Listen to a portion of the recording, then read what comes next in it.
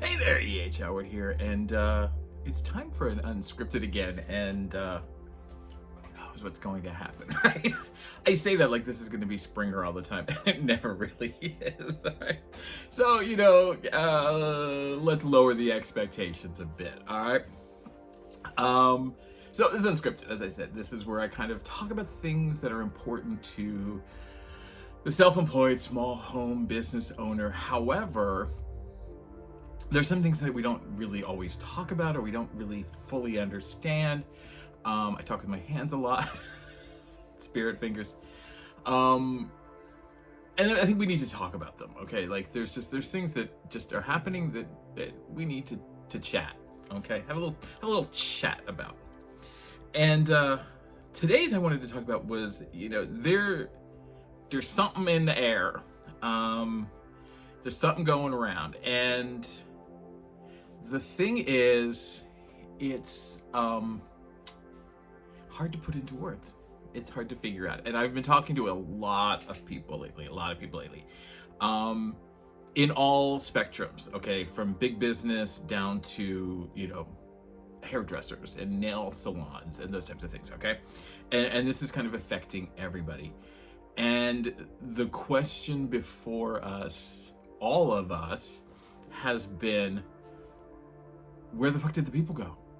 Where are all the people? All right, I opened the church. Where are the people? And looking back on it, for me, it feels like things started to kind of take a slight dive. Late spring, early summer. They were slowing down, but they never really picked up after the Christmas holidays. They still seemed to kind of be hit or miss. And over the summer, a lot of big businesses that I know of and I frequent, and I know people that work there and things, massive slowdowns. Like people were not buying shit. What used to be a $20,000 a day now was maybe $5,000. Okay, so people are starting to stress about paying the bills, paying their rent. For a good portion of us, for a number of us, we are heading into either the feast or famine section, okay, of the show here, because the holidays will either be insanely busy for some of us, and for others, it's just going to make the slow streak even more unbearable because it's going to get even slower. And like I said, there's a cause. There's a reason these things are happening. And I literally had to just kind of think about it more. I kind of had to assess it more and really kind of figure out what was at the core. And I did, because, I'm a smart bear.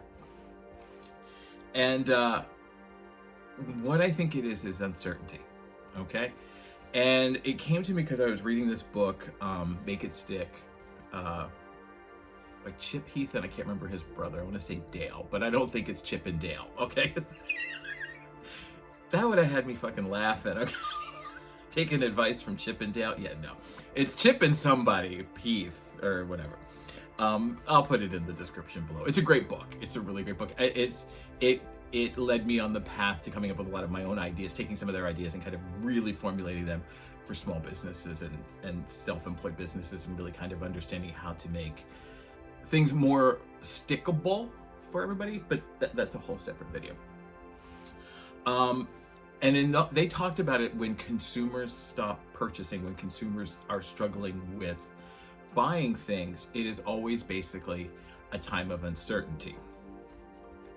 And they gave some examples,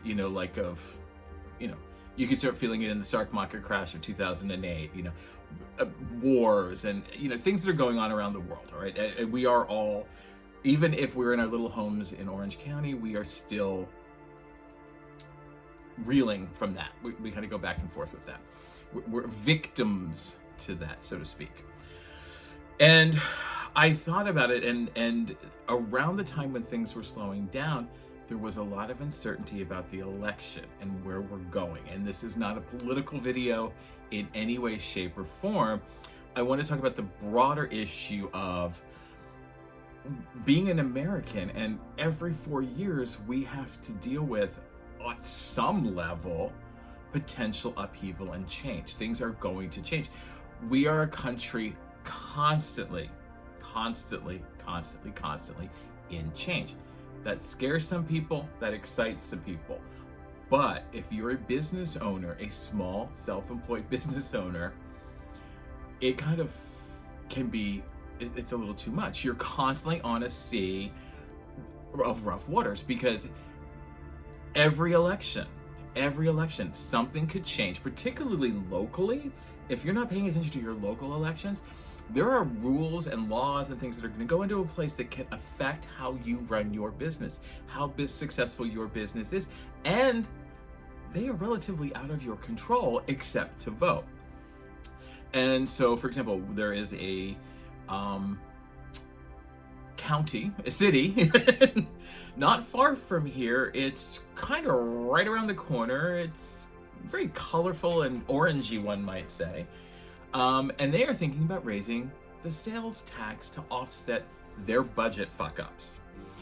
So rather than having one of the highest percentages in Orange County already, this little orangey town is going to raise it even higher, which is then going to put more pressure on retailers and other people, because the consumer isn't paying attention enough to know that, okay, sales tax is going to go up, so that means I'm going to pay more. They're just going to be like coming into the business and being like, why the fuck am I paying more for this? This last week, this was $10. Now this week it's $12, and they're going to get mad at the business. They're not going to get mad at the city. They're not going to get mad at city council. They're not going to get mad at they're going to get mad at the business, because they're going to assume that the business is price gouging or raising prices unsubstantiated. And by the way, it's okay to raise prices. It is okay to raise your prices. You have to survive. You have bills to pay. You want to eat, it's okay to raise your prices. I'm not saying that's the case, but people don't understand that, okay? They are going to blame you for the problems that are outside of your control. And if you are paying attention to that, or if anybody's aware of that, there's a lot of uncertainty with that, okay? There's a lot of like, oh my God, what am I going to do? Conversely, we are in the midst of a major election, which means nationally things are going to change. No one knows what's going to happen after the election. Some of us just want to put our heads in the ground and pretend it's not happening. But however we cut it, there is going to be some major change happening in this country after the election. People are being told that prices are off the roof, inflation, etc., etc., etc. There is a lot of uncertainty. There is war literally everywhere, but here, hopefully it doesn't come here, but it's everywhere else. So the idea is that consumers want to save money. They want to hold their money for a rainy day, because who the fuck knows what's coming at them? And that is leading us to have to deal with all of this uncertainty. How do you convince people that it's okay? You can spend some money. You can come to me and get something designed. You can get your hair done for $200. You can spend money. The banks aren't going to crash. The thing, things will change, but in general, you're going to be okay. Like the banks are not going to crash. You're still going to have access to your money, all of that stuff. Okay. Even in 2008, when the banks crashed, people lost their homes, but they still, most of us who weren't gypped we were okay. We survived. All right. Now, am I saying survival is a great way for us to deal with our consumers and to us to have to deal with running a business? I'm not saying that at all. I'm saying we're all in survival mode and we're all in uncertainty mode. So getting people to purchase is a massive hill to climb. Okay. It's a massive hill. It's a hill. It's a mountain on any other day. But now we're talking about climbing Everest backwards with a blindfold on. All right. So what do we do about it? How do we resolve this problem? How do we convince people to purchase that it's okay? It's not uncertain. You can spend your money. And the more I thought about it, the more the short answer is fuck if I know, because it's a personal thing. You may not feel, I may feel great about spending a ton of money. I may have no problem going out and spending money. But person next to me, they may have some issues. And so you need to convince people and talk to them and kind of get them on board with, it's okay. It's okay.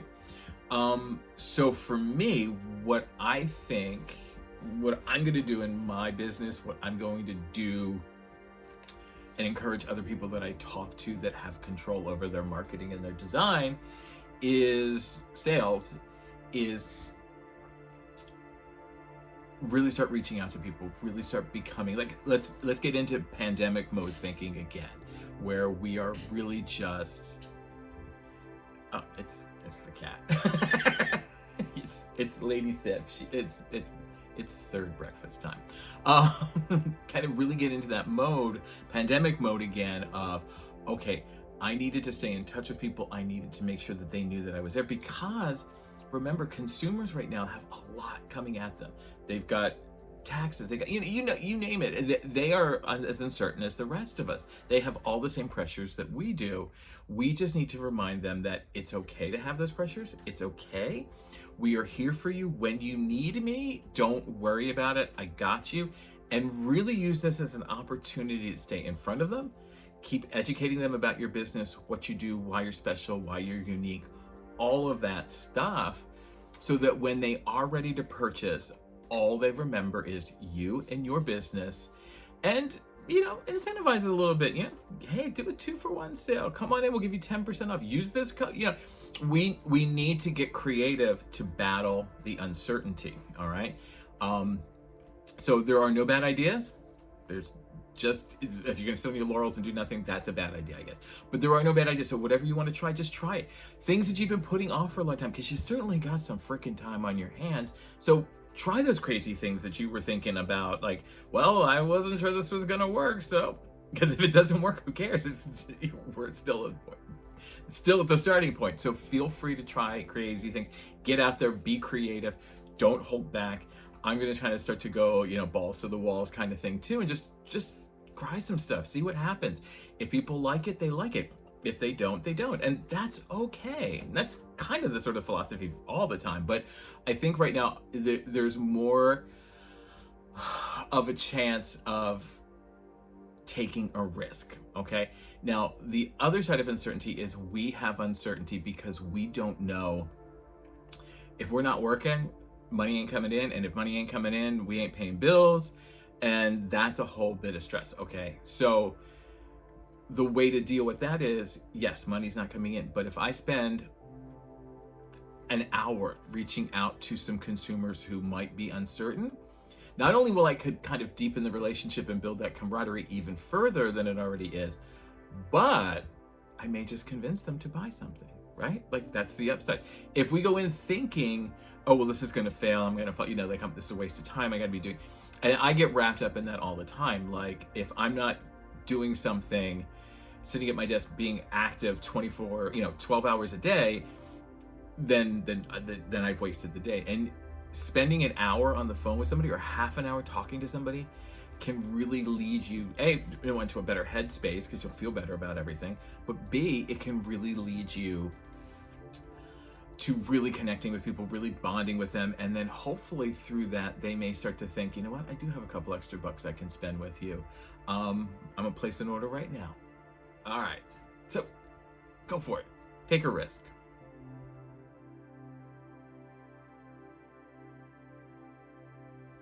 All right, welcome back. This is the portion of the show where we, yeah, what the hell? The show. I like to think I'm Merv Griffin. I'm not, but I like to think that. So, please let me think it. There's that time in the show where we take a letter from my fan, and I have a fan. I've actually got two now. All right, I got two fans. They send me letters. They're very vocal, very, very, very vocal.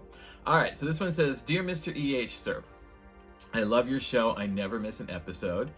Now, my daughter May, she tells me she wants to be an influencer.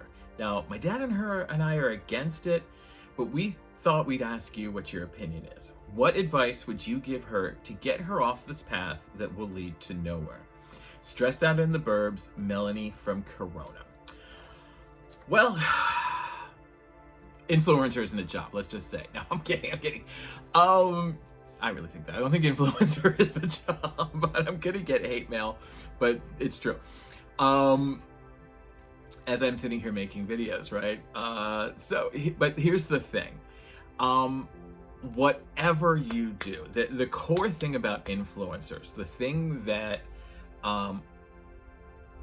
is the centerpiece of them, is that everything is about sales and marketing. They understood that creating content that could connect to somebody, that could stir emotions and feelings and senses in them, would get them to purchase and purchase more. So the idea is that, you know who I am, you like me so much, and if I say, I really like this product, it's worked for me. I mean, it's just old school spokesperson, all right? It's basically an influencer is a spokesperson.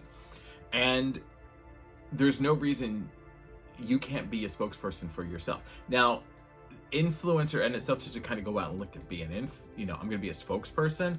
Well, there's a lot that goes before that ever could happen. Okay, like you need to establish it. It's a lot of work for a very small minority of people that make it. However, whatever business you're in, whatever business you partake in, or your industry is, you need to be making content. You need to be making promotional sales videos like this, like everything else I do, that gets your message out and connects you to people, because the more people they see these videos, the more opportunities you have to sell to them to help your business grow.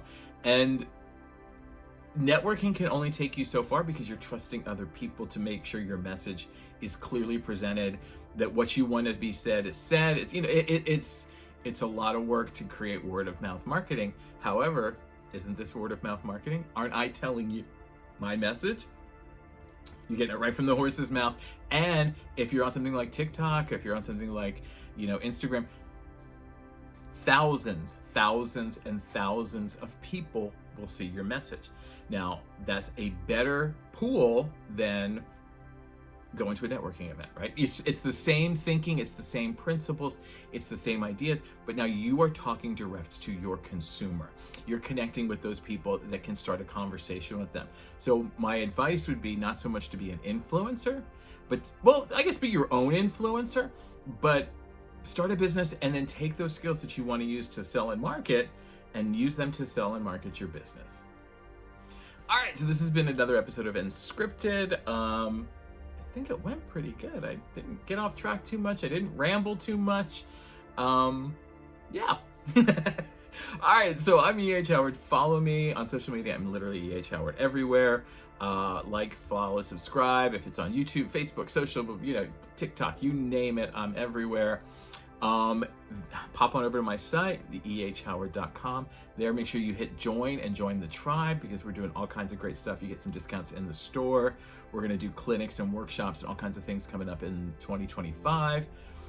You get discounts on all of the educational material in the store, and a whole bunch of great other things. I think other than that, I will see you in the next video. All right.